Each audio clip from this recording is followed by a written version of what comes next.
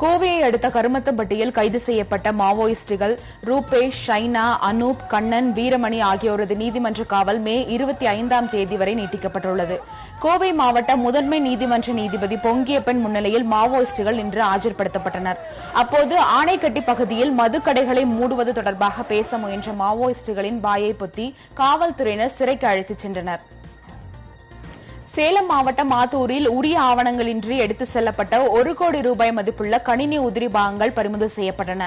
ஆத்தூர் புறவழிச்சாலையில் நடைபெற்ற வாகன தணிக்கையின் போது அவ்வழியே வந்த கண்டெய்னர் லாரியிலிருந்து இவை பறிமுதல் செய்யப்பட்டன.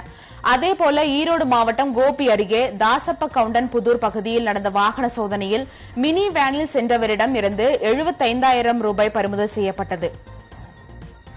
கிருஷ்ணகிரி மாவட்டத்தில் உள்ள கேஆர்பி அணையிலிருந்து வீணாகும் நீரை திம்மநாயக்கன்பட்டி பெரிய ஏரிக்கு மாற்றிவிடக் கோரி வலசை கவுண்டனூர் ஊராட்சிக்குட்பட்ட கிராம மக்கள் தேர்தலை புறக்கணிக்கப் போவதாக அறிவித்துள்ளனர். வலசை கவுண்டனூர், சுண்டக்காப்பட்டி, விக்கினம்பட்டி உள்ளிட்ட 7 கிராம மக்கள் வீடுகளில் கருப்பு கொடியேற்றியும் தேர்தலை புறக்கணிக்கப் போவதாக பேனர் வைத்தும் தங்களுடைய எதிர்ப்பை பதிவு செய்துள்ளனர்.